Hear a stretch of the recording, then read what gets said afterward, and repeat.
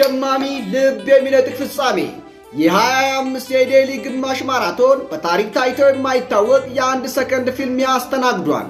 የአትሌቶቹ እምባና ፈገግታ የሰከንዶች ጦርነት ይመልከቱ። የንጉሥና የንግሥት ሩጫ የዴሊ ግማሽ ማራቶን የ2025 በዴሊ ጎዳናዎች የታየው የፍጥነት የወኔ ውድድር መላውን ዓለም ቀልብ ስቧል።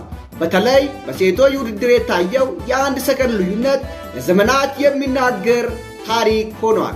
የሴቶች አስገራሚና ድልና የቁጭት ሩጫ ኬንያዊት ሊሊን ካሳየትና ኢትዮጵያዊት ስዩም ብሩራ ከጅማሮ እስከ ፍጻሜ ተያይዘው የገቡት መንገድ የሩጫውን ውበት ከፍ አድርጎታል።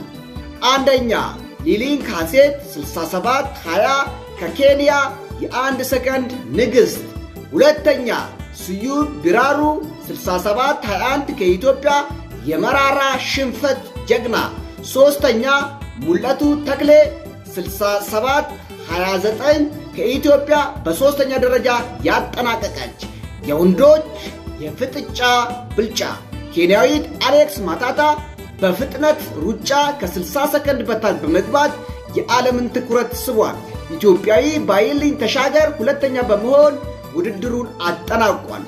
አንደኛ አሌክስ ማታታ 59:50 ከ1 ሰዓት በታች የጨረሰ።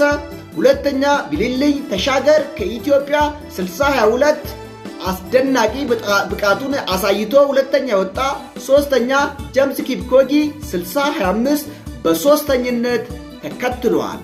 በእርግጥም ይህ ውድድር የትጋት የሀገር ፍቅርና የላቀ ብቃት ማሳያ ነበር።